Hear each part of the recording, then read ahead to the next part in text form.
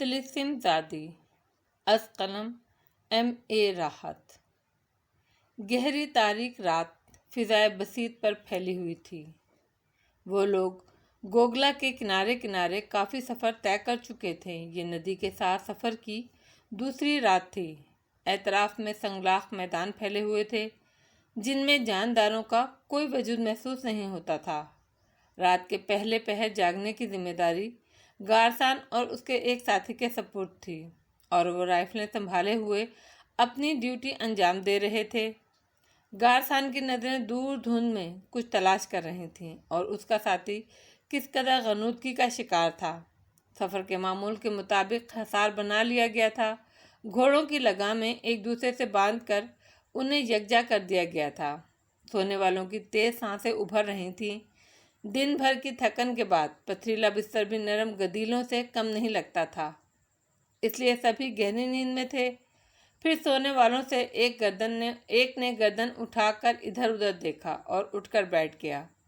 گارسان کو فوراً ہی اس کا احساس ہوا اور اس نے اپنے غنودہ ساتھی سے سرگوشی کی، ہوشیار ہو۔ ہیں مسٹر گارسان، ساتھی نے جواب دیا، اور گارسان اس شخص کو دیکھنے لگا جو آہستہ آہستہ گارسان کی طرف رینگ رہا تھا۔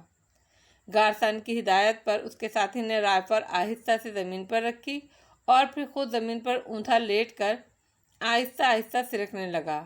سونے والوں کے نزدیک جا کر وہ بھی اسی طرح زمین پر لیٹ گیا جیسے سو رہا ہو۔ اسی اثنا میں وہ دوسرا شخص گارسان کے پاس پہنچ گیا تھا۔ اس نے زمین پر رکھی ہوئی رائفل اٹھائی اور گارسان کے پاس بیٹھ گیا۔ یہ غالباً اس لیے کیا گیا تھا کہ اتفاق سے اگر کوئی جاگ جائے تو اسے شبہ نہ ہو۔ ہیلو پروفیسر، گارسان نے سرگوشی کی۔ ہیلو گارسان، صفیہ نے تمہیں میرے منصوبے کے بارے میں بتا دیا؟ ہاں مسٹر گارسان، میں تم سے گزرے وقت کے لیے معذرت خواہ ہوں۔ اوہ پروفیسر حشمت بے، گزرے ہوئے وقت پر کوئی بات نہیں ہوگی۔ ان جنگلوں نے سب کو دیوانہ کر دیا ہے، ہم سب پاگل ہو چکے ہیں۔ تم نے میرا بھی ساتھ چھوڑ کر دیوانگی کی تھی، اب کی بات کرو۔ کیا تم موجودہ صورتحال سے مطمئن ہو؟ ہرگز نہیں، اس وقت ہم ان کے غلاموں کی مانند ہیں، انہی کے رحم و کرم پر ہیں۔ تم تمام صورتحال سے واقف ہو، میں نے تمہیں اس سفر کے آغاز سے قبل سب کچھ بتا دیا تھا۔ یہ سوچو، کیا راج دیو اور راؤ سکندر ہمارے دوست ہو سکتے ہیں؟ راج دیو خصوصی طور پر میرا دشمن ہے کیونکہ میں نے اس کے نوادر گاہ سے وہ لاش حاصل کی تھی اور اس کے ایک آدمی کو بھی قتل کر دیا تھا۔ ہاں مسٹر گارسان، میں جانتا ہوں۔ وہ دوسرا شاطر شخص جس کا نام راؤ سکندر ہے بہت چالاک انسان ہے۔ اس نے شردھانیوں کو بھی اپنا متی کر لیا ہے، میں نے دیکھا ہے۔ تو پھر تم بتاؤ، ہمارے لیے کیا چانس ہے؟ طاقتور شردھانی گروہ ان کے ساتھ ہے۔ ہر بندہ اپنی قوم کے لیے خزانہ حاصل کرنا چاہتا ہے، اپنی پوری قوم کے لیے۔ ہمارے لیے کیا گنجائش رہ جاتی ہے؟ ہمیں کچھ نہ ملے گا سوائے موت کے۔ موت، صرف موت، میرے لیے بھی اور تمہارے لیے بھی۔ ہم سب کے لیے صرف موت ہے اور یہ سب مل گئے ہیں۔ جانتے ہو انہوں نے اب تک ہمیں کیوں زندہ رکھا ہے؟ تم نہیں جانتے ہو کہ میں جانتا ہوں۔ ہم قربانی کے بکرے تصور کیے گئے ہیں۔ کوئی مشکل مرحلہ آیا تو وہ ہمیں آگے کر دیں گے، صرف ہمیں۔ یہ ہو سکتا ہے مسٹر گارسان، 100% ہی ان کا یہی منصوبہ ہے، میں دعوے سے کہتا ہوں۔ تو پھر اب کیا سوچا ہے مسٹر گارسان؟ اب آخری مرحلہ آ گیا ہے، ہماری منزل دور نہیں ہے۔ نقشہ میرے ذہن میں ہے، نہ صرف ذہن میں بلکہ اس کی نقل میرے پاس پوشیدہ ہے، میں نے اس کی سخت حفاظت کی ہے، پروفیسر حشمت بے نے کہا، اور گارسان اچھل پڑا۔ ویری گڈ، ویری گڈ، تعجب ہے تم نے لوئس ڈی پارلو کو بھی مجھ پر فوقیت دی۔ وہ کتا کس طرح تمہارے لیے سودمند ثابت نہیں ہو سکا۔ جتنا ہم ایک دوسرے کو جانتے ہیں اتنا کوئی نہیں جانتا۔ تم ایک ذہین انسان ہو پروفیسر۔ میں ایک اور پیشکش تمہیں کرتا ہوں۔ کیا مسٹر گارسن؟ پوری ایمانداری سے، پوری دیانت سے خزانے کے 3 حصے کیے جائیں گے، 33% تمہارا، 33% میرا، اور باقی 33% میں ان سب کے حصے ہوں گے جن میں تمہاری بیٹی بھی شامل ہوگی۔ دیگر یہ کہ آگے صرف تم ان سب کو کنٹرول کرو گے اور تم سے کہیں انحراف نہیں کیا جائے گا۔ میں تمہارا معاون ہوں گا۔ مجھے منظور ہے مسٹر گارسن، بہت بہت شکریہ۔ اب یہ بتاؤ تمہارا کیا خیال ہے ان لوگوں کے بارے میں؟ میرا سوچنا درست ہے یا غلط؟ نہیں، مجھے خود بھی اندازہ ہے۔ شردھانیوں کو قبضے میں لے کر انہوں نے ایک طاقتور گروہ بنا لیا ہے۔ ان کے ساتھ پروفیسر غوری بھی ہے جو نقشہ سمجھ سکتا ہے۔ ان حالات میں انہیں ہماری ضرورت نہیں رہ جاتی، وہ ہمیں کوئی اہمیت نہیں دیں گے۔ 100%۔ اب یہ سوچو ہمیں کرنا کیا چاہیے۔ یہی سب سے مشکل مرحلہ ہے، اس کا فیصلہ بہت سوچ سمجھ کر کرنا ہوگا۔ میں موجودہ صورتحال سے فائدہ اٹھانا چاہتا ہوں پروفیسر۔ کیا مطلب؟ اس وقت ہمارے پاس 2 رائفلیں ہیں، ان سب کے پاس بھی رائفلیں ہو سکتی ہیں جو ہمارے ساتھی ہیں۔ آج رات تو یہ ممکن نہیں، لیکن کل رات ہم سب تیار رہیں گے۔ رات اسی طرح ہوگی، پہرا ہم دیں گے اور وقت مقرر پر ان سب کو بھون ڈالیں گے، ان میں ایک کو بھی زندہ نہیں چھوڑیں گے، گارسن نے شفاف لہجے میں کہا۔ پروفیسر حشمت بے سوچ میں ڈوب گیا، پھر اس نے گہری سانس لے کر کہا، میں اس پروگرام سے متفق نہیں ہوں گارسن۔ کیوں؟ گارسن حیرت سے بولا، تم نے ان کی تعداد ذہن میں نہیں رکھی۔ شردھانی جنگجو ہیں، ہماری رائفل سے پہلی گولی چلے گی تو وہ ہوشیار ہو جائیں گے۔ ہم ان میں سے آدھے بھی مار لیتے ہیں تو باقی آدھے بھی ہم سے تعداد میں بہت زیادہ ہیں، وہ ضرور چوکس ہو جائیں گے اور ان کے بعد ان کا مقابلہ بہت خوفناک ہوگا۔ ہمیں گھوڑے بھی درکار ہوں گے اور ضرورت کا دوسرا سامان بھی۔ یہ سب ہم کیسے کریں گے؟ اور پھر یہ دونوں شکاری بھی ہوشیار ہیں۔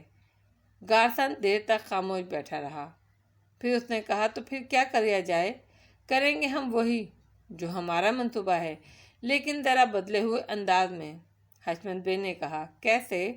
آخر کیسے؟ کل کے سفر میں ہم اپنی تنظیم کریں گے، معمول کے مطابق ہمارے پاس ہتھیار بھی ہوں گے اور ضرورت کی اشیاء بھی۔ کسی دشوار گزار راستے کی تلاش جاری رکھی جائے گی، اور اگر کوئی ایسی جگہ نہ بھی ملی تب بھی شام کو چھٹپٹا ہوتے ہی لوٹ کر ان کے عقب میں آ جائیں گے، اور پھر جو ہی وہ قیام کے لیے اپنے گھوڑوں کی پشتیں چھوڑیں گے ان پر آگ برسا دی جائے گی۔ ہمارے پہلے نشانے راج دیو، راؤ سکندر، شردھانی سردار اور راؤ کے دوسرے ساتھی ہوں گے۔ اگر ہم اس کوشش میں کامیاب ہو گئے تو پھر تم جانتے ہو ہمارے لیے کوئی مشکل نہیں رہے گی۔ گارسن کے چہرے سے اندازہ ہو رہا تھا کہ اسے یہ تجویز بہت پسند آئی ہے۔ اس نے پروفیسر کا بازو دباتے ہوئے پرمسرت لہجے میں کہا، بہت عمدہ تجویز ہے، میں تم سے متفق ہوں۔ باقی تیاریاں تمہیں کرنی ہیں گارسن۔ میں جانتا ہوں، گارسن مسرور لہجے میں بولا، اور تھوڑی دیر کے بعد پروفیسر واپس اپنی جگہ پہنچ گیا۔ گارسن کے ساتھی نے اسی طرح واپس آ کر اپنی جگہ سنبھال لی۔ دوسرے دن وہ معمول کے مطابق آگے بڑھ گئے۔ سہارا کے وسیع و عریض علاقے کے اسرار کھل رہے تھے۔ شردھانی سردار کا کہنا تھا، سہارا کے جنگلوں میں رہنے والے بھی اس سے پہلے اس حد تک اندرونی علاقوں میں نہیں آئے تھے، اور یہ علاقے ان کے لیے بھی اجنبی ہیں۔ وہ خود بھی بعض اوقات تجسس کا شکار نظر آتا تھا۔ اس کے علاوہ اس علاقے کی سب سے حیرت ناک چیز یہ چھوٹی سی ندی تھی جسے بار بار وہ رخ بدلتے دیکھ چکے تھے۔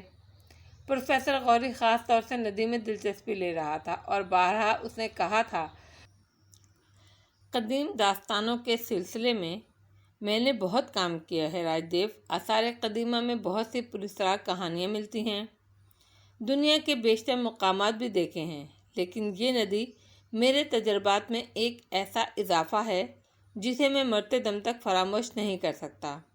میرا دعویٰ ہے کہ سائنس اس کے رخ بدلنے کی کوئی توجیہ پیش نہیں کر سکتی۔ یہ جیسے کسی مشینی عمل کے تحت اپنا رخ بدل دیتی ہے، بعض جگہ ساکت لگتی ہے اور بعض جگہ تیز رفتار پانی کی دھار ہواؤں کے تابع نہیں ہو سکتی۔ پھر آخر یہ کون سا عمل ہے؟ ہم تو اس کا اتنا گہرا تجزیہ بھی نہیں کر سکتے پروفیسر۔ آپ کی اس بات کا جواب کیا دے سکتے ہیں؟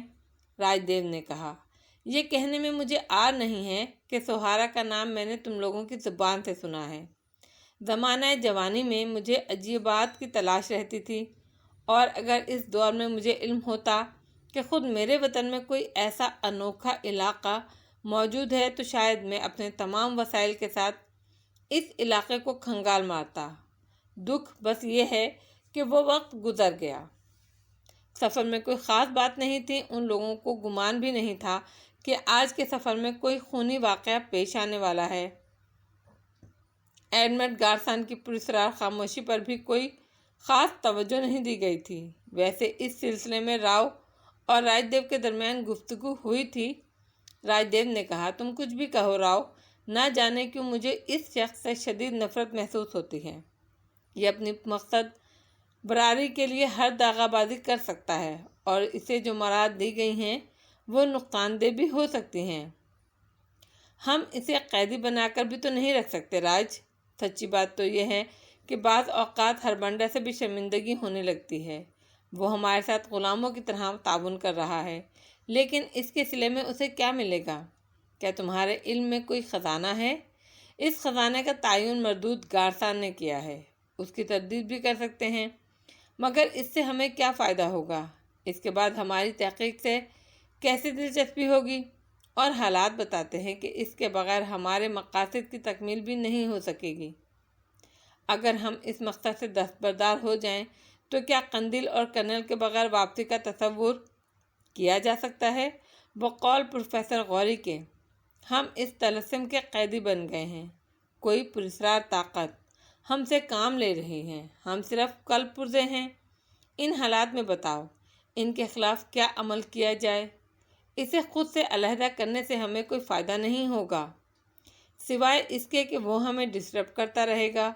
اسے قیدی بنا کر ایک نئی ذمہ داری شانوں پر لینا پڑے گی۔ اس کے علاوہ کسی غیر انسانی عمل کا تصور بھی نہیں کیا جا سکتا۔ نہیں، میرا یہ مقصد بالکل نہیں تھا۔ خون خرابے سے ہمیں کیا دلچسپی ہو سکتی ہے؟ راج دیو جلدی سے بولا، لیکن اس کے خدشات درست ثابت ہوئے تھے۔ سورج پورا دن بادلوں سے آنکھ مچولی کھیلتا رہا۔ اس سے موسم کی شدت ختم ہو گئی تھی اور سفر خوشگوار ہو رہا تھا۔ شام کے تقریباً 4 بجے تھے اور اس وقت وہ ایک عجیب علاقے سے گزر رہے تھے۔ زمین جگہ جگہ سے کٹی ہوئی تھی اور تھوڑے تھوڑے فاصلے پر ایسے کٹاؤ آ جاتے تھے جہاں گہرائیاں ہوتیں اور انہیں بچ کر نکلنے کے لیے گھوڑے روک کر سمت کا جائزہ لینا پڑتا۔ کہیں ڈھلان شروع ہو جاتی اور کہیں راستہ اتنا خراب ہو جاتا کہ اسے طے کرنے کے لیے مشکل پیش آتی۔ اس لیے گھوڑوں کی رفتار بالکل سست ہو گئی تھی۔ ان میں سے کوئی یہ بات محسوس نہیں کر پایا تھا کہ انتہائی غیر محسوس انداز میں گارسن کے ساتھی پیچھے ہوتے جا رہے ہیں۔ سست رفتاری کی وجہ سے اس بات پر توجہ نہیں دی جا سکی تھی، لیکن گارسن اور اس کے تمام ساتھی یکجا تھے اور ان کے گھوڑے اڑ اڑ کر چل رہے تھے۔ گارسن کے منصوبے کے مطابق یہ جگہ بالکل درست تھی اور اس نے اشارہ کیا تھا۔ حشمت بے اور سفینہ بھی منصوبے کے عین مطابق ان کے بالکل قریب تھے۔ سب مسلح تھے اور پہلے سے طے شدہ منصوبے کے مطابق ان کے پاس ضرورت کی ساری اشیاء موجود تھیں۔ گارسن ایک ایک قدم پھونک کر رکھ رہا تھا اور اس کی آنکھوں میں خون کی چمک لہرا رہی تھی۔ پھر اس کے مطلب کی جگہ بالکل نزدیک آ گئی۔ وہاں سے ڈھلانیں شروع ہوتی تھیں اور کچھ اتنی دشوار گزار تھیں کہ ان پر گھوڑوں کو سنبھالنا بھی مشکل ہو رہا تھا۔ پتھروں کے چھوٹے چھوٹے ٹکڑے ڈھلانوں پر بکھرے ہوئے تھے اور گھوڑوں کے قدم ان پر صحیح طور سے جم نہیں پا رہے تھے۔ گارسن نے عقب میں دیکھا اور اپنے ساتھیوں کو مستعد پایا۔ تب اس نے اچانک ہاتھ اٹھا دیا اور ان کے گھوڑے رک گئے۔ اس دشوار گزار ڈھلان کی وجہ سے ہر شخص اپنے اپنے گھوڑے کو سنبھالنے میں مصروف تھا اور عقب میں نہیں دیکھ پایا تھا۔ پھر جب ان کے اور گارسن کے درمیان فاصلہ ہو گیا تو اچانک ہی گارسن کے حلق سے غراہٹ نکلی اور اس نے وحشیانہ لہجے میں کہا، فائر!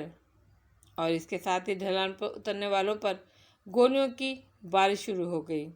فائرنگ کی حیرت میں مبتلا کر دینے والی آواز ابھری اور 4 شردھانی جوان گھوڑوں سے نیچے گر پڑے۔ گھوڑے الگ بھڑک گئے، انہوں نے تو زنقندیں بھرنا شروع کر دیں۔ شردھانی جوانوں نے راؤ، سکندر اور راج دیو کے ساتھیوں نے اپنے اپنے گھوڑوں کو پشت پر سنبھال لیا۔ لیکن عقب سے ہونے والی فائرنگ بہت خوفناک تھی اور اس سے انہیں شدید نقصان پہنچ رہا تھا۔ وہ سمجھ بھی نہیں پائے کہ فائرنگ کرنے والے کون ہیں۔ گھوڑوں نے انہیں سنبھلنے کا موقع بھی نہیں دیا تھا اور اب صرف وہ گھوڑوں کے رحم و کرم پر تھے۔ وہاں اتنا ضرور کیا گیا تھا کہ وہ گھوڑوں کی پشت پر لپٹ گئے تھے۔ کئی گھوڑوں نے بھی قلع بازیاں کھائیں اور ان کی پشت پر بیٹھے ہوئے سوار ہولناک چیخوں کے ساتھ پتھروں سے رگڑتے ہوئے شدید زخمی ہو گئے، لیکن اب اپنے آپ کو سنبھالنا خود ان کے بس کی بات بھی نہیں تھی، اور عقب سے گارسان کے ساتھی مسلسل گولیاں برسا رہے تھے۔ اچانک ہی سفینہ کے حلق سے غراہٹ نکلی اور اس نے اپنا گھوڑا ڈھلان کی جانب بڑھایا، لیکن گارسان نے پھرتی سے آگے بڑھ کر اس کے گھوڑے کی لگام پکڑ لی تھی۔ نہیں، ہمیں اس ڈھلان سے نیچے نہیں اترنا۔ وہ بچ گیا ہے، وہ کتا بچ گیا ہے، سفینہ نے غزال کی طرف دیکھتے ہوئے کہا۔ گھوڑے آن کی آن میں ان ڈھلانوں کو عبور کر کے بہت دور نکل گئے تھے اور اب ان پر صحیح نشانے نہیں لگائے جا سکتے تھے۔ اس کے علاوہ اور کوئی طریقہ کار نہیں تھا کہ ان کا تعاقب کیا جائے۔ گارسان کو خاطر خواہ کامیابی نہیں حاصل ہوئی تھی اور وہ ان میں سے چند افراد کو ہی ہلاک کر سکا تھا۔ اس کی کوئی خاص وجہ نہیں تھی، بس نشانہ بازی کمزور رہی تھی۔ اسے سب سے زیادہ دکھ راؤ سکندر اور راج دیو کے زندہ بچ جانے کا تھا۔ باقی لوگ تو اس کے خیال میں بے ضرر تھے سوائے ان شردھانیوں کے، لیکن جو کچھ کر چکا تھا اب اس کے علاوہ اور کوئی طریقہ کار نہیں تھا کہ ان لوگوں پر گولیوں کی بارش کرتا رہے، اور وہ اور اس کے تمام ساتھی اندھا دھند فائرنگ کر رہے تھے۔ لیکن اس وقت شردھانیوں کے گھوڑوں نے اپنے مالکوں کی زندگیاں بچانے میں اہم ترین کارنامے انجام دیے تھے۔ صرف چند ہی افراد تھے جو ان گھوڑوں کی وجہ سے ہلاک ہوئے، لیکن ان کے گھوڑے بھی زندہ بچ نہیں پائے تھے اور چٹانوں میں اچھل کود مچا کر دم توڑ رہے تھے۔ ڈھلانوں پر پڑے ہوئے پتھر خون سے سرخ ہوئے اور آن کی آن میں آگے جانے والے ایک چٹانی دیوار کی آڑ میں محفوظ ہو گئے۔ جو ہی گارسان نے محسوس کیا کہ اب ان کی چلائی ہوئی گولیاں ان لوگوں پر کارگر نہیں ہو سکتی، تو اس نے فوراً ہی داہنی جانب اشارہ کر کے اپنے ساتھیوں سے کہا، اس سمت اتر جائیں۔ سفینہ بری طرح دانت پیس رہی تھی۔ اس نے بگڑے ہوئے انداز میں کہا، یہ تو کچھ نہ ہوا انکل گارسان، غزال بچ گیا، میرا سارا منصوبہ خاک میں مل گیا۔ آپ کے یہ ساتھی رائفلیں چلانا نہیں جانتے؟ آؤ بیبی، ابھی ہمارے پاس بہت وقت ہے، تم جو کچھ چاہتی ہو اس کی تکمیل میں کروں گا، آؤ دیر نہ کرو۔ وہ لوگ منظم ہو کر جوابی کارروائی بھی کر سکتے ہیں، فوراً اپنے گھوڑوں کا رخ تبدیل کر دو۔ گارسان نے اپنے گھوڑے آگے بڑھا دیے۔ پروفیسر حشمت بیبی اس کے ساتھ تھا اور پھر وہ داہنی سمت کے ڈھلانوں میں اترتے چلے گئے۔ یہاں ڈھلانیں طے کرنے کے بعد ایک وسیع و عریض میدان نظر آ رہا تھا جس کے آخری سروں پر درخت موجود تھے، گویا وہ جنگلوں کا سلسلہ تھا۔ اس طرح انہیں ندی کا راستہ ضرور چھوڑنا پڑتا، لیکن اس کے علاوہ اور کوئی چارہ کار نہیں تھا۔ ندی کا رخ تو پھر بھی اختیار کیا جا سکتا تھا۔ مسئلہ اس وقت اپنی زندگیوں کے تحفظ کا تھا۔ چنانچہ تھوڑی ہی دیر کے بعد سارے گھوڑے منظم طور پر اس وسیع و عریض میدان کو عبور کر رہے تھے، اور ندی کے ساتھ ساتھ جانے والے راستے کی نسبت یہ میدان زیادہ ہموار تھے۔ بلا شبہ اس میں بھی کہیں کہیں نکیلی اور خطرناک چٹانیں ابھری ہوئی تھیں جو بعض جگہ گھاس سے ڈھکی ہونے کی وجہ سے نظر بھی نہیں آتی تھیں، لیکن گھوڑے جانتے تھے کہ انہیں اپنی رفتار کیسے برقرار رکھنی ہے۔ چنانچہ وہ اپنے مالکوں کو بچا بچا کر ان کے اشارے پر دوڑ رہے تھے۔ اس طرح گارسان اپنے تمام ساتھیوں کے ساتھ جنگلوں کی سمت نکلنے میں کامیاب ہو گیا تھا۔ اسے یہ احساس پوری طور پر تھا کہ وہ کوئی کارہائے نمایاں سر انجام نہیں دے سکا ہے۔ منصوبہ اس انداز میں تکمیل تک نہیں پہنچا جس انداز میں اس نے سوچا تھا۔ اس کی انتہائی کوشش یہی تھی کہ راج دیو اور اس کے گروہ کے کم از کم ان افراد کو ضرور ختم کر دے جو شردھانیوں کو کنٹرول کر رہے ہیں۔ اگر وہ ہلاک ہو جاتے تو پھر شردھانیوں کا کوئی مسئلہ نہیں تھا، وہ اپنے طور پر آگے جانے کے راستے کہاں سے تلاش کر سکتے تھے۔ اس ناکامی پر وہ بری طرح جھلایا ہوا تھا، لیکن دوش کسی کو نہیں دے سکتا تھا۔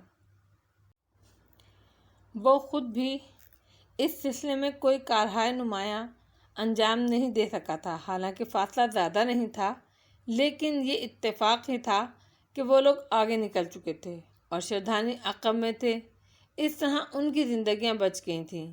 گارسن برق رفتاری سے گھوڑا دوڑاتا رہا اور پھر یہ لوگ وسیع و عریض میدان عبور کر کے جنگل میں داخل ہو گئے۔ درختوں کے درمیان ہی بہت دور تک نکل گئے۔ یہ خوف بھی دامن گیر تھا کہ وہ اپنے طور پر آگے جانے کے راستے کہاں سے تلاش کر سکتے تھے۔ اس ناکامی پر وہ بری طرح جھلایا ہوا تھا، لیکن دوش کسی کو نہیں دے سکتا تھا۔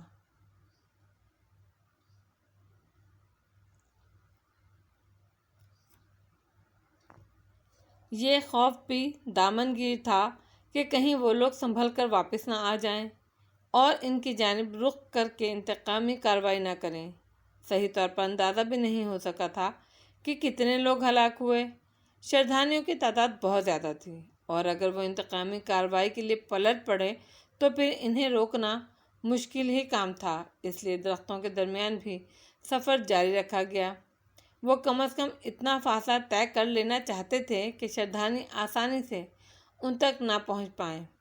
پروفیسر حشمت بے بھی خاموش تھا اور اس کے دانت بھنچے ہوئے تھے۔ درختوں کے درمیان وہ ایک سیدھ میں چلتے رہے۔ خاصا گھنا جنگل تھا اور اوپر کا منظر نظر نہیں آ رہا تھا۔ شام آہستہ آہستہ جھکتی جا رہی تھی۔ پھر جب درختوں کے درمیان بالکل ہی تاریکی پھیل گئی تو انہوں نے گھوڑوں کی رفتاریں سست کی۔ گارسن پریشان تھا کہ اب کیا کرے۔ رات کی تاریکی میں درختوں کے بارے میں صحیح اندازہ بھی نہیں ہو پا رہا تھا۔ اس بات کا خطرہ زیادہ موجود تھا کہ درختوں کے درمیان سانپ وغیرہ بھی موجود ہوں، وحشی درندے بھی یہاں نظر آ جائیں۔ ان سے بچاؤ کا کوئی مناسب انتظام نہیں ہو سکتا تھا۔ اس نے اس سلسلے میں پروفیسر حشمت بے سے مشورہ کیا تو حشمت بے آہستہ سے بولا، میری رائے ہے جب تک ہمارے لیے آگے بڑھنا ممکن ہو بڑھتے رہیں، ورنہ اپنی موت کا منظر خود بھی نہیں دیکھ پائیں گے۔ گارسن نے ایک لمحے کے لیے محسوس کیا تھا کہ پروفیسر حشمت بے کا لہجہ خوشگوار نہیں ہے، لیکن اب وہ سمجھداری سے کام لینا چاہتا تھا۔ چنانچہ اس نے حشمت بے کی ہدایت پر ہی عمل کرنا پسند کیا اور یہ اس کی خوش بختی ہی تھی کہ انہیں زیادہ وقت نہیں گزرا تھا کہ درختوں کا یہ سلسلہ ختم ہو گیا اور اب وہ ایک وسیع و عریض پہاڑی سلسلے کے دامن میں تھے۔ پہاڑوں کی یہ اونچی دیواریں تا حد نگاہ پھیلی ہوئی تھیں اور تاریکی میں ان کے ہیولے نظر آ رہے تھے۔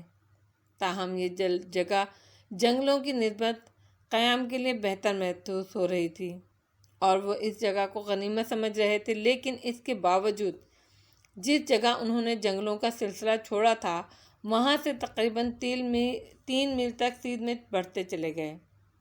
حشمت بے نے اس سلسلے میں بھی رہنمائی کی تھی اور بالآخر انہوں نے قیام کا فیصلہ کر لیا، لیکن یہ قیام بھی مورچہ بندی کی شکل میں تھا۔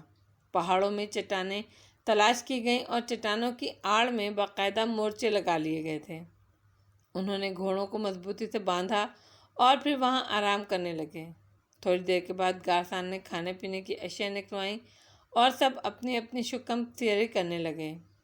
گارسن نے بہت سے لوگوں کو پہریداروں کا حیثیت سے مقرر کیا اور خود بھی ان کے ساتھ آدھی رات تک جاگتا رہا۔ وہ ہر آہٹ پر کان لگائے ہوئے تھا اور ہر لمحہ اسے اس خوف کا احساس ہو رہا تھا کہ شردھانی ان کا تعاقب کرتے ہوئے وہاں تک پہنچ سکتے ہیں۔ پروفیسر حشمت بے خاموش تھا اور سفینہ بھی گہری سوچوں میں گم تھی۔ کافی دیر کی خاموشی کے بعد سفینہ نے کہا، میں سمجھتی ہوں ڈیڈی، یہ سب کچھ بہتر نہیں ہوا، اس سے ہمیں کوئی فائدہ نہیں ہوا، تو میں اس سلسلے میں کیا کر سکتا ہوں؟ پروفیسر حشمت بے ناگواری کے لہجے میں بولا، اوہ ڈیڈی میں شدت انتقام سے دیوانی ہو رہی ہوں۔ میں اس کتے کو قتل کر دینا چاہتی ہوں، میں اسے ہلاک کر دینا چاہتی ہوں۔ میں اسے تمہاری دیوانگی کے علاوہ اور کچھ نہیں کہہ سکتا۔ اصولی طور پر تم اس شخص کو قتل کرنے کی مجاز نہیں ہو۔ ویسے یہ دوسری بات ہے کہ وہ لوگ ہمارے مفاد کے خلاف تھے، لیکن تمہاری سوچ سے مجھے اتفاق نہیں ہے۔ تو میں چاہتی بھی کب ہوں کہ آپ مجھ سے اتفاق کریں۔ تم بہت خودسر ہو چکی ہو سفینہ، تمہاری وجہ سے مجھے اس منصوبے میں شریک ہونا پڑا۔ دیکھ لو اس کا کیا نتیجہ ہوا۔ میں آج بھی یہ دعوے سے کہہ سکتا ہوں کہ گارسن احمق ہے۔ وہ کسی منصوبے کو صحیح طور پر لیڈ نہیں کر سکتا۔ اس میں اور اس کے ساتھیوں میں یہ صلاحیت نہیں ہے۔ کتنی احمقانہ حرکت ہوئی ہے مجھ سے۔ میں بھی جذباتی ہو گیا تھا، لیکن اب میرے ہاتھ بھی کٹ چکے ہیں۔ اگر گارسن کی حماقتوں کا سلسلہ یوں ہی جاری رہا تو ہمارے لیے موت کے علاوہ اور کچھ نہیں ہے۔ کوئی بات نہیں ہے ڈیڈی، مر جانا بہتر ہے۔ ہم ان لوگوں سے تعاون نہیں کر سکتے، اور اب اگر آپ نے گارسن سے انحراف کیا تو خود گارسن آپ کو نہیں چھوڑے گا۔ یہ بات بھی آپ ذہن نشین کر لیجئے۔ ہاں میں جانتا ہوں میں پہلے بھی آپ نے لوئس ڈی پارلو کا ساتھ دے کر غلطی کی تھی۔ اب میں آپ کو دوسری غلطی نہیں کرنے دوں گی۔ فضول باتیں کیے جا رہی ہو۔ میں کب کہتا ہوں اب گارسن سے علیحدگی ہمارے حق میں بہتر رہے گی؟ میں تو صرف اس بات کا اظہار کر رہا ہوں کہ گارسن وہ نہیں کر رہا جو اسے کرنا چاہیے۔ کچھ ان لوگوں کی قسمت ساتھ دے رہی ہے اور کچھ ہماری نااہلی۔ گارسن کے ساتھی یقیناً اس پائے کے لوگ نہیں جو کسی بہتر منصوبہ بندی میں مؤثر کارروائی کر سکیں۔ سفینہ خاموش ہو گئی تھی۔ اس کے بعد پروفیسر حشمت بے نے بھی کچھ نہیں کہا۔ کوئی کام ایسا نہیں ہوا جو امید افزا ہوتا۔ پروفیسر کو گارسن نے ہی بلایا تھا اور کچھ اس طرح ظاہر کیا تھا جیسے خزانے اس سے چند قدم کے فاصلے پر ہوں۔ بس 1 گھنٹے کی مدد سے اسے اس کی اصل جگہ سے نکالنا ہے۔ پروفیسر حشمت جو اپنی بیٹی کے ساتھ دوڑ پڑا تھا، یہاں آ کر معلوم ہوا کہ خزانے کے حصول کے لیے ایک سفر بھی کرنا پڑے گا۔ ہندوستان کے اس پراسرار علاقوں کا سفر بھی دلکشی کا باعث تھا۔ خاص طور سے سفینہ بہت خوش تھی۔ حشمت بے البتہ اس بات سے شروع ہی میں بے چین ہوا تھا کہ گارسن نے دوسرے بہت سے لوگوں کو بھی خزانے کی دعوت دے رکھی ہے۔ پھر وہ لوگ جنگلوں میں داخل ہو گئے۔ مصائب کا آغاز ہوا اور گارسن کے انداز میں وحشت پیدا ہونے لگی۔ اس کے تمام اقدامات بے سروپا ثابت ہو رہے تھے۔ چنانچہ لوئس بددل ہو گیا اور گارسن نے اسے قیدی بنا لیا۔ حشمت بے کو اب خراب صورتحال کا احساس ہوا تھا اور اس نے فیصلہ کیا کہ گارسن کے بجائے لوئس ڈی پارلو کا ساتھ اختیار کیا جائے۔ راستے کے بارے میں پروفیسر ہی گارسن کا رہنما تھا۔ لوئس ان حالات سے پریشان ہو کر واپسی کے لیے بے چین تھا۔ اس طرح حشمت نے فیصلہ کیا کہ پہلے پارلو کے ساتھ فرار کی راہ اختیار کی جائے اور اسے غلط راستہ بتایا جائے، اس طرح اسے آگے جانے کا کوئی بہتر راستہ مل سکے۔ چنانچہ اس نے فرار کے سلسلے میں لوئس کی مدد کی اور اس کے ساتھیوں کے ساتھ نکل گیا۔ پھر راج دیو وغیرہ مل گئے اور وہ ان کے منصوبے میں شامل ہو گیا، اور اس کے بعد یہ تبدیلیاں ہوئی تھیں، لیکن سب کی سب بیکار۔ اب کچھ سمجھ میں نہیں آ رہا تھا کیا کیا جائے۔ یہ آخری عمل اس نے سفینہ کے ایما پر کیا تھا اور اس کے بعد کوئی گنجائش نہیں رہی تھی۔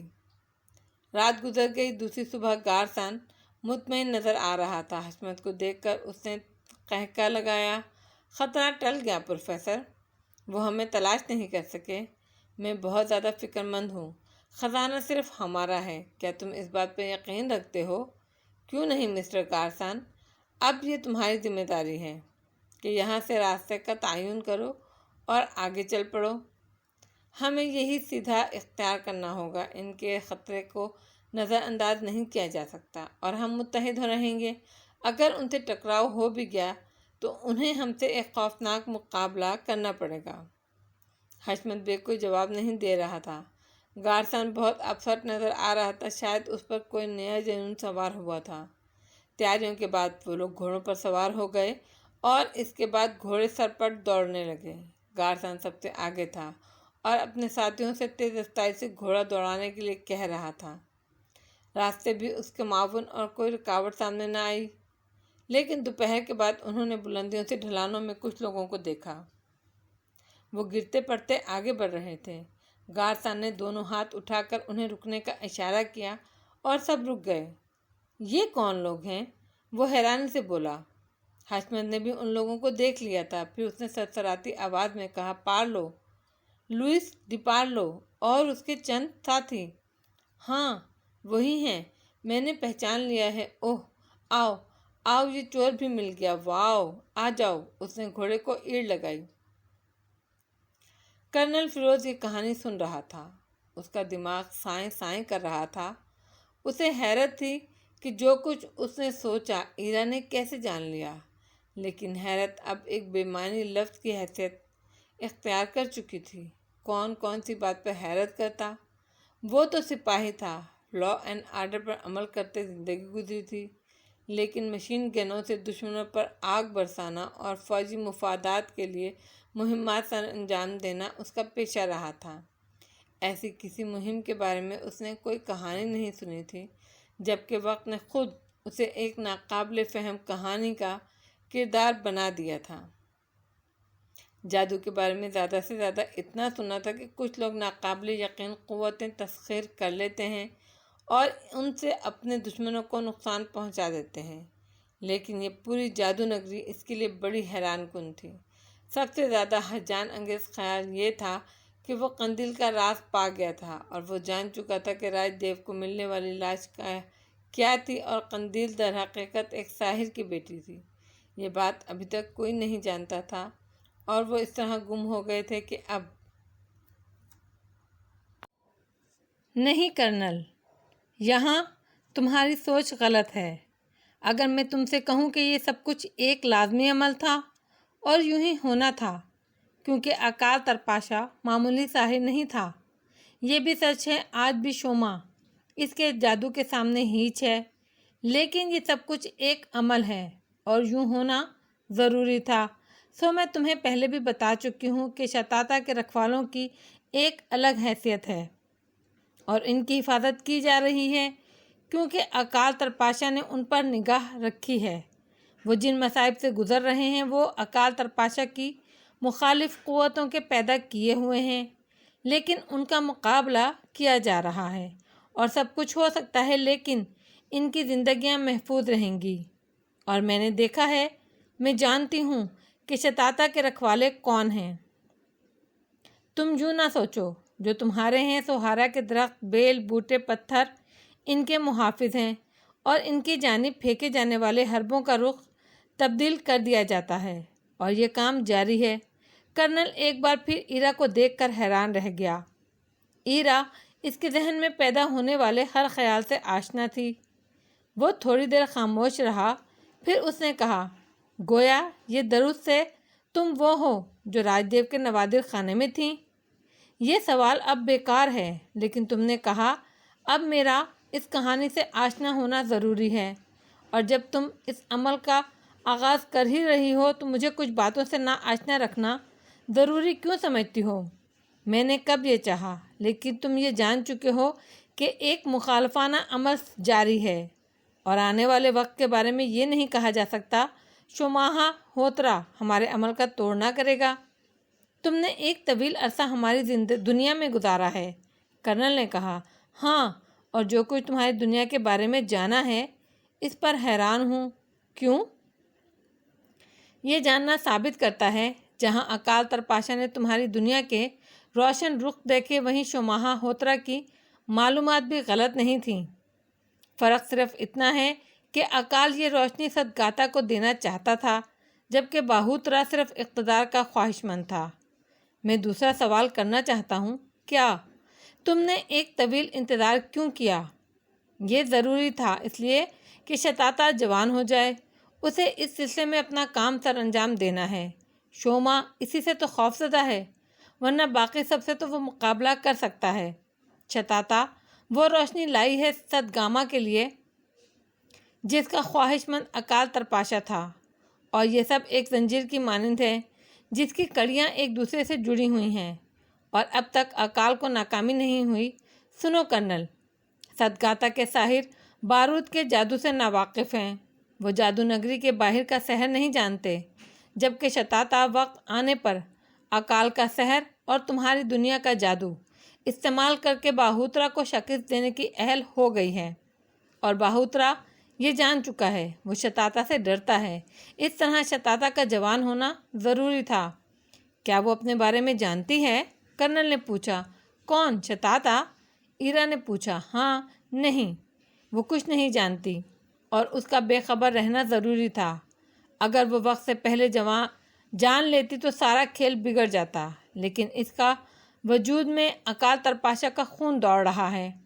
اس خون نے اسے بہت کچھ سمجھا دیا ہوگا۔ اسے یہ ضرور معلوم ہے کہ اس کی دنیا کہیں اور ہے۔ ہاں، وہ اپنی ذات میں منتشر ہے، کرنل نے کہا اور چونک کر بولا، لیکن تم جانتی ہو کہ وہ دشمنوں کے قبضے میں ہے، اسے خطرہ درپیش ہے۔ بے شک، لیکن وہ محفوظ رہے گی، کیونکہ اس کی ذات میں بہت کچھ پوشیدہ ہے، بس وہ اس کے استعمال سے ناواقف ہے۔ اور جب میں نے تم سے کہا کہ سہارا کے پتھر تمہارے محافظ ہیں، تو شتاتا تو ان پتھروں کی مالک ہے، گویا تم مطمئن ہو۔ ایرا نے گہری سانس لی اور پھر آہستہ سے بولی، لیکن میں مطمئن نہیں ہوں۔ اس کے بعد اس نے کرنل کے کسی سوال کا جواب نہیں دیا اور آنکھیں بند کر لی تھیں۔ کرنل خاموشی سے اسے دیکھتا رہا، پھر اس نے گردن جھٹکی اور خود بھی ایرا سے لا تعلق ہو گیا۔ ہاں، اس نے اس کے بعد ایرا کو ایک ہی کیفیت میں بیٹھے دیکھا۔ نہ جانے کب وہ گہری نیند سو گیا۔ دوسری صبح جاگا تو بارش ہو رہی تھی۔ وہ خود اسی دہانے کے پاس تھا، لیکن ایرا باہر نظر آ رہی تھی۔ وہ خوش تھی۔ اس نے کرنل کو آواز دی، باہر آ جاؤ کرنل، ہمیں کامیابی کا نشان عطا ہوا ہے، آؤ باہر آ جاؤ، آسمان سے سحر برس رہا ہے، یہ تمہارے لیے ہے، جلدی کرو، میں دیر سے تمہارا انتظار کر رہی ہوں، باہر آ جاؤ۔ کرنل باہر نکلا تو ایرا نے آگے بڑھ کر اس کا ہاتھ پکڑ لیا۔ بادل زور سے گرجا تو ایرا نے ایک ہذیانی قہقہ لگایا۔ ہاں، ہمارے سفر کا آغاز ہو چکا ہے، ہم سفر جاری کر چکے ہیں، آؤ کرنل، تیز قدموں سے چلو۔ کرنل فیروز بادل ناخواستہ ایرا کے ساتھ آگے بڑھ رہا تھا۔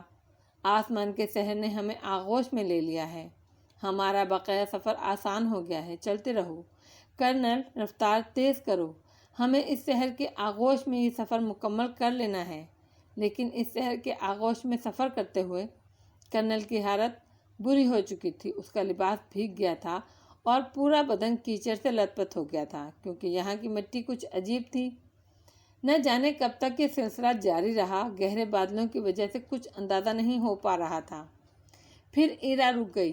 بارش بھی اسی زور شور سے جاری تھی اور ایسی دھواں دار تھی کہ کچھ نظر نہیں آ رہا تھا۔ اگر ایرا نے اس کا ہاتھ نہ پکڑ رکھا ہوتا تو وہ ضرور ٹھوکریں کھاتا۔ پھر وہ کسی چٹان کے اندر بنا ہوا غار ہی تھا، جس کے دہانے سے ایرا اندر داخل ہوئی۔ تب کرنل کو بارش سے نجات ملی اور اس نے پیشانی سے ٹپکتی ہوئی پانی کی دھار کو آنکھوں سے صاف کیا۔ دہانے کے باہر بارش کی چھما چھم صاف سنائی دے رہی تھی۔ اگر بارش نہ ہوتی تو ہمارے لیے یہ سفر آسان نہیں ہوتا، ایرا نے کہا۔ اوہ، اتنی سی بات نہیں سمجھتے، صدگاتا کی زمین پر ساحروں کا پہرا ہے، ہمیں ان کا مقابلہ کرنا پڑتا۔ ایرا نے کہا، میرا خیال ہے اس میں صرف تمہیں کامیابی حاصل ہوئی ہے۔ کرنل نے کہا، کیا مطلب؟ میں بھوک کے سحر کا شکار ہوں اور تھوڑی دیر کے بعد شاید سردی کے سحر کا بھی شکار ہو جاؤں، کیونکہ بھیگے ہوئے لباس کو برداشت کرنا میرے بس کی بات نہیں رہی۔ کرنل نے کہا اور ایرا ہنس پڑی۔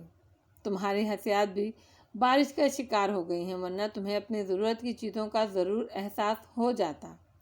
میری ضرورت کی چیزیں؟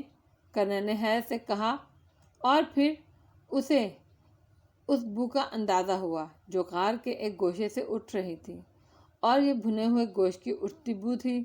یہ گوشت کسی جنگلی جانور کا تھا اور نہایت لذیذ تھا۔ کرنل سفر کی ساری تکلیف بھول گیا اور گوشت پر ٹوٹ پڑا۔ شکم سیر ہو کر کھایا تو دوسری چیزیں بھی نظر آئیں۔ یہ نیا لباس تھا، نزدیک کی رائفل بھی تھی۔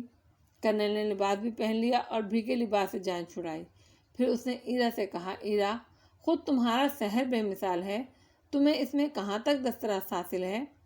صدگاتا ساحروں کی سرزمین ہے، یہاں پیدائشی وقت ہی کے بون گردن میں ڈال دیے جاتے ہیں اور یہ کے بون مستقبل کے رہنما ہوتے ہیں۔ پھر ماں باپ وہ علم بچپن سے سکھاتے ہیں جو اولاد کو ساحروں کی زمین پر جینا سکھائے۔ اس کے بغیر جینا ممکن نہیں ہوتا۔ لیکن ساحر اپنے علم کی برتری کا اظہار کرتے رہتے ہیں۔ اپنے دشمنوں کی جان کے لاگو ہوتے ہی اکال ترپاشا اسی کے خلاف تھا۔ لیکن میرا علم، میرا سحر عام ساحروں سے مختلف ہے۔ کیا مطلب؟ مجھے حکم ہے کہ اپنے مقصد کے تکمیل کے لیے بس ضرورت کے مطابق سحر کی اس امانت میں سے خرچ کرو جو مجھے کسی کے حوالے کرنا ہے۔ امانت؟ ہاں، کال کی امانت جو اس نے اپنی بیٹی تک پہنچانے کے لیے مجھے دی ہے۔ جیسے شانو ناتو، ایرا نے گلے میں پڑے ہوئے سنہری سانپ پر ہاتھ پھیرا۔ یہ شانو ناتو ہے، اکال کا غلام، میرے کام آنے والا۔ اکال نے دور کی نگاہ سے دیکھا تھا اور وہ جانتا تھا کہ واپسی میں ساحر مجھ سے لا علم نہیں رہیں گے۔ اس وقت شانو ناتو کو بھی کچھ ذمہ داریاں دی گئیں۔ ہاں، یہ سانپ ابتدا سے تمہاری گردن میں تھا، شاید لکڑی کے وہ ٹکڑے جو قندیل، میرا مطلب ہے شتاتا کے پاس تھے۔ میں نے تم سے کہا نا کہ اکال تلپاشا نے بہت دور کی نگاہ سے دیکھا تھا۔ وہ جانتا تھا کہ ہم ضرور واپس آئیں گے اور اس کے لیے اس نے وہ نقشہ بنایا جو تمہاری رہنمائی کرے، لیکن ساحر بہت جلد ہم سے آگاہ ہو گئے۔ شاید اس وقت جب ہم سہارا میں داخل ہوئے، مجھے کچھ دیر سونا تھا، لیکن ساحروں نے مجھے لے جانا چاہا اور میں جاگ گئی۔ پھر میں نے خود ہی خود کو سنبھال لیا کہ یہ ضروری تھا۔ اب شتاتا کے لیے پریشان ہوں۔ وہ ساحروں کے قبضے میں ہے، وہ اسے آسانی سے اپنے چنگل سے نہ نکلنے دیں گے۔ اکال کے جاگنے کا وقت آ گیا ہے۔ ہمارا یہ سفر زندوں کے قبرستان پر ختم ہوگا اور میں اکال کو جگا دوں گی۔ اکال جاگے گا تو سب ٹھیک ہو جائے گا۔ میری ذمہ داریاں بھی اتنی ہی ہیں۔ ہم صبح وقت اسے جگا دیں گے، وہ ساحروں سے شتاتا کو حاصل کر لے گا، شتاتا کی حفاظت اسے سونپ دی جائے گی۔ باہر بارش رک گئی، لیکن اندھیرا برقرار تھا۔ ایرا پھر خاموش ہو گئی تھی اور اس کا انداز اونگنے کا سا ہو گیا تھا۔ کرنل پر بھی کہولت طاری تھی اور وہ اس وقت چونکا جب غار میں ایک پراسرار روشنی کی کرنیں داخل ہوئیں۔ ایرا نے اس وقت آنکھیں کھول دی تھیں۔ یہ روشنی، کرنل کی سرسراتی ہوئی آواز ابھری۔ چاند نکل آیا ہے، چلو وقت ہو گیا ہے۔ اب چاندنی کا وقت نمودار ہوگا، وہ رہنما ہے اور یہی ہماری منزل ہے۔ ایرا باہر نکل آئی، کرنل نے بھی اس کا ساتھ دیا۔ بارش کا پانی جگہ جگہ موجود تھا، لیکن اب آسمان صاف دکھائی دے رہا تھا۔ ایرا نے ایک سمت اشارہ کیا اور چل پڑی۔ اونچی اونچی ٹیلے چاروں طرف بکھرے تھے اور بے حد پراسرار لگ رہے تھے۔ مدھم چاندنی فضائے بسیط پر محیط تھی اور ایرا محتاط ہو کر چل رہی تھی۔ رفتہ رفتہ اس کی رفتار تیز ہونے لگی اور پھر وہ ایک نیلے ٹیلے پر چڑھ گئی اور مور کی طرح گردن اٹھا کر چاروں طرف دیکھنے لگی۔ دفتن اس کی چیخ نکلی، کائی شونا دموتا دموتا بائی شوا تو را۔ وہ بری طرح چیخنے لگی تھی، اس کی آوازیں خوشی سے لرز رہی تھیں۔ کرنل خود بھی ایک اونچے ٹیلے پر چڑھ گیا۔ پھر اس نے ایک ناقابل یقین منظر دیکھا۔ زمین سے ایک درخت کا تنا ابھر رہا تھا، بے حد چوڑا، اتنا کہ کسی سنہری مینار کی مانند نظر آ رہا تھا۔ اس میں سے شاخیں پھوٹ رہی تھیں، سنہری چمکدار شاخیں جو چاروں طرف پھیلی ہوئی تھیں۔ دیکھتے ہی دیکھتے وہ ایک سنہرے چمکدار درخت میں تبدیل ہو گیا۔ ایرا نے ٹیلے کے پیچھے چھلانگ لگائی۔ آؤ کرنل، اس نے کہا اور درخت کی طرف دوڑنے لگی۔